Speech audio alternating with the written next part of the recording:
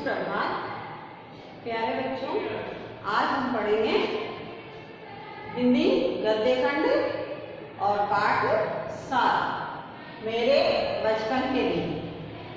देखो बच्चों, इसकी जब पहली क्लास रही थी तो उसमें हमने महादेवी वर्मा जो इस पाठ की लेखिका है उनके जीवन परिचय के बारे में पढ़ा था और कुछ पंक्तियाँ उनके बचपन की जो याद दिलाती है उनके बारे में हमने जाना था कि महादेवी वर्मा जो बचपन में छोटी थी तब क्या करती थी और उनकी शिक्षा दीक्षा कहाँ से हुई और उन्हें कौन कौन सी भाषाओं का ज्ञान था। ठीक है बच्चों, आगे बढ़ेंगे। वहाँ छात्रावास के हर एक कमरे में हम 4 छात्राएं रहती थी। महादेवी वर्मा छात्रावास में जब रहती थी तो वहाँ का वर्णन शब्दों में कर रही है कि जब वो जिस कमरे में रहती थी उसमें 4 छात्राएं मिलकर के एक साथ रहती थी। उनमें पहली ही साथी सुभद्रा कुमारी मिली थी, सुभद्रा कुमारी चौहान। 7वें दर्जे में वे मुझसे 2 साल सीनियर थी। वे कविता लिखती थी और मैं भी बचपन से तुक मिलाती आई थी। तुक मिलाना मतलब आइडिया लगाना। बचपन में माँ लिखती थी, एक भी पद भी गाती थी। बचपन में माँ लिखती थी और पद भी गाती थी। मीरा के पद विशेष रूप से गाती थी। किसके पद गाती थी? महादेवी वर्मा मीरा के पद। सवेरे जागिए कृपा निदान, पंछी बन बोले, यही सुना जाता था। प्रभाती गाती थी। शाम को मीरा का कोई पद गाती थी। प्रभाती मतलब सुबह के जो गीत होते हैं वो लेखिका गाया करती थी और शाम को मीरा का कोई पद गाती थी। सुन सुनकर मैंने भी ब्रज भाषा में लिखना आरंभ किया। यहाँ आकर देखा कि सुभद्रा कुमारी जी खड़ी बोली में लिखती थी, मैं भी वैसा ही लिखने लगी। महादेवी वर्मा सुभद्रा कुमारी चौहान का वर्णन कर रही है कि वह सुबह प्रभाती गाती थी और शाम को मीरा के दोहे गाती थी।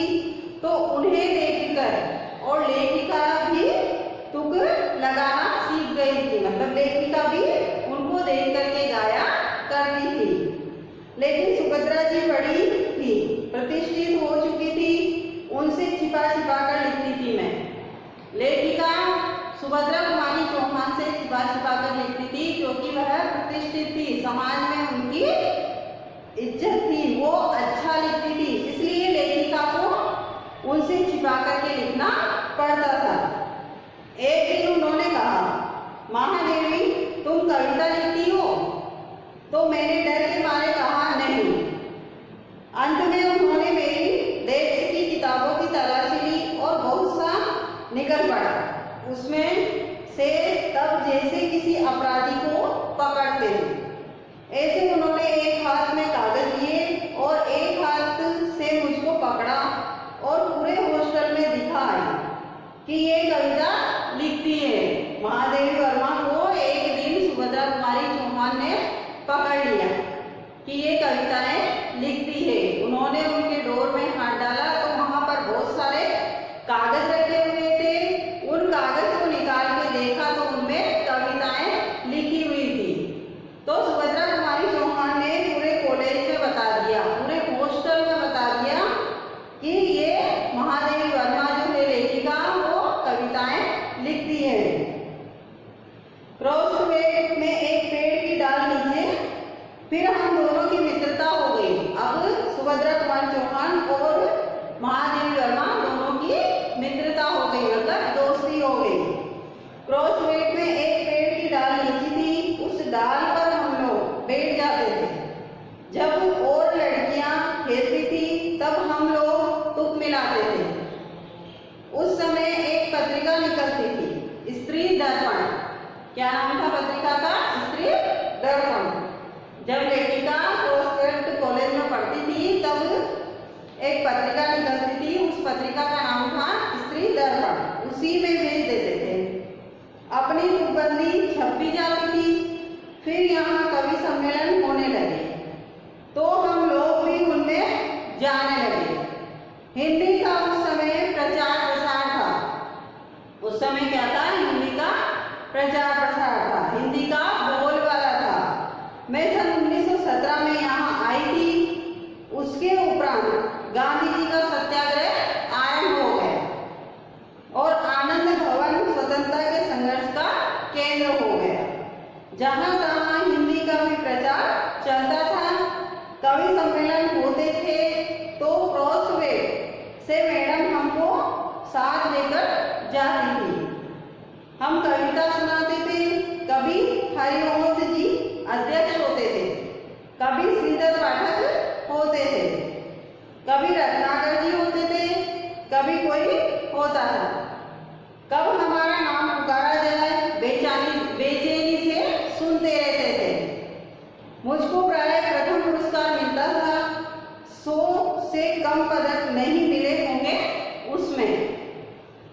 एक बार की घटना याद आती है। अब महादेवी वर्मा जो इस पाठ की लेखिका है, उनकी एक बार की कोई घटना है वो याद करके हमें सुना रही है। एक कविता पर मुझे चांदी का एक कटोरा मिला, बड़ा नक्काशीदार और सुंदर था। उस दिन सुभद्रा नहीं गई थी।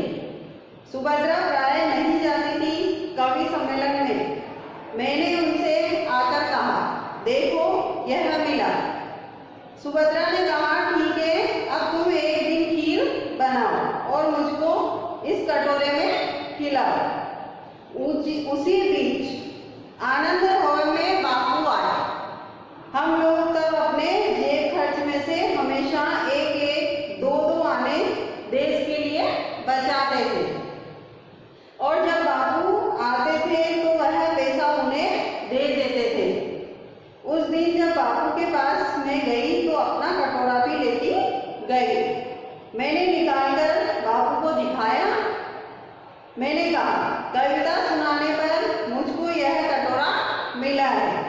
कहने लगे, अच्छा दिखा तो मुझको। मैंने कटोरा उनकी ओर बढ़ा दिया तो उसे हाथ में लेकर बोले, तू देती है इसे? अब मैं क्या कहती? मैंने दे दिया और लौट आई। दुख यह हुआ कि कटोरा लेकर कहते कविता क्या है, पर कविता सुनाने को उन्होंने नहीं कहा। लौटकर जब मैंने सुभद्रा जी से कहा कि कटोरा तो चला गया, सुभद्रा जी ने कहा, और जाओ दिखाने। फिर बोली, देखो भाई, खीर तो तुमको बनानी होगी। अब तुम चाहे पीतल की कटोरी में खिलाओ, चाहे फूल की कटोरे में। फिर भी मुझे मन ही मन प्रसन्नता हो रही थी कि पुरस्कार में मिला अपना कटोरा मैंने बापू को दे दिया। सुभद्रा जी छात्रावास छोड़कर चली गई। तब उनकी जगह एक मराठी लड़की जयपुर हमारे कमरे में आकर रही। वह कोल्हापुर से आई थी। जयपुर मेरा बहुत सा काम कर देती थी। वह मेरी डेस्क साफ कर देती थी, किताबें ठीक से रख देती थी और इस तरह मुझे कविता के लिए कुछ और अवकाश मिल जाता था। जयपुर मराठी शब्दों से मिली जुली हिंदी बोलती थी।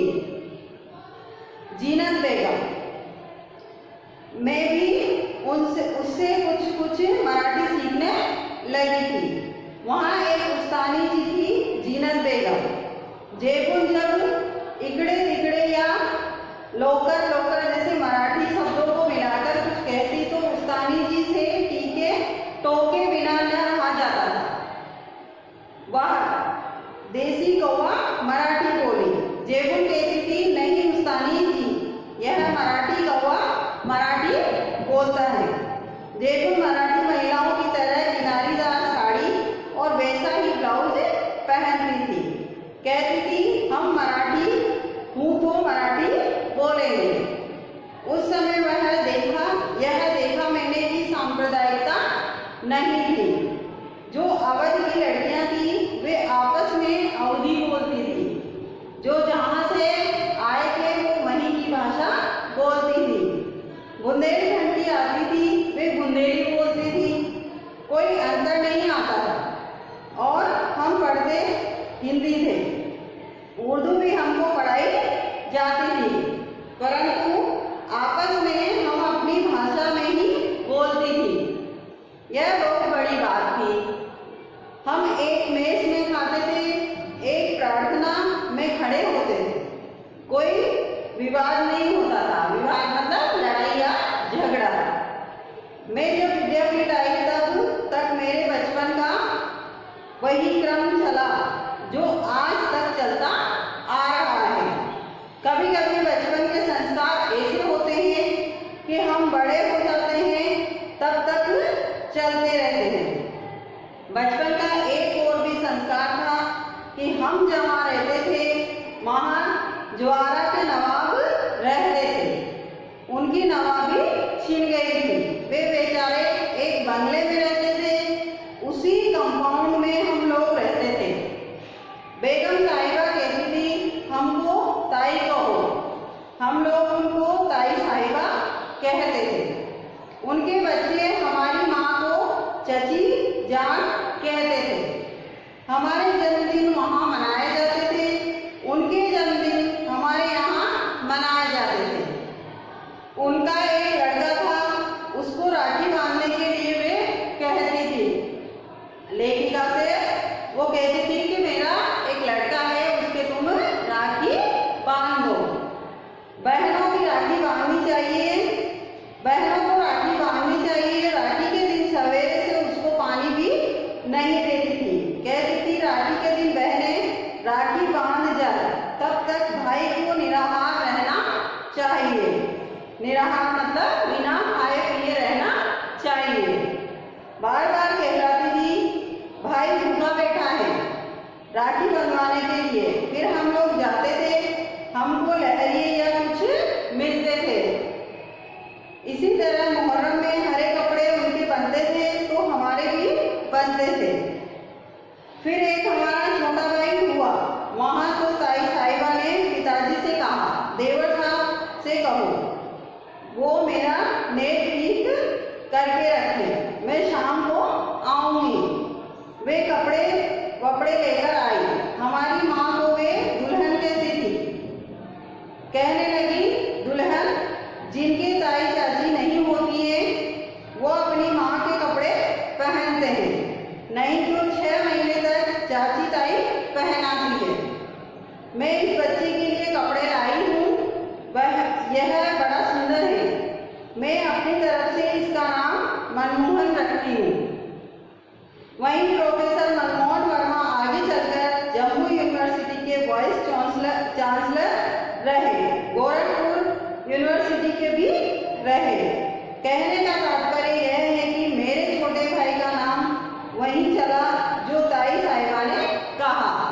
जो ताई साहिबा ने उसका नाम रखा था मनमोहन, वही नाम उनका चला लेखिका के भाई का। और बड़े होकर वो मनमोहन जो थे वो जम्मू यूनिवर्सिटी के प्रोफेसर बने और वाइस चांसलर भी रहे वो गोरखपुर यूनिवर्सिटी के। उनके यहाँ भी हिंदी चलती थी, उर्दू भी चलती थी, दोनों भाषाओं के वो ज्ञाता थे। यूँ अपने घर में वे अवधी बोलते थे। वातावरण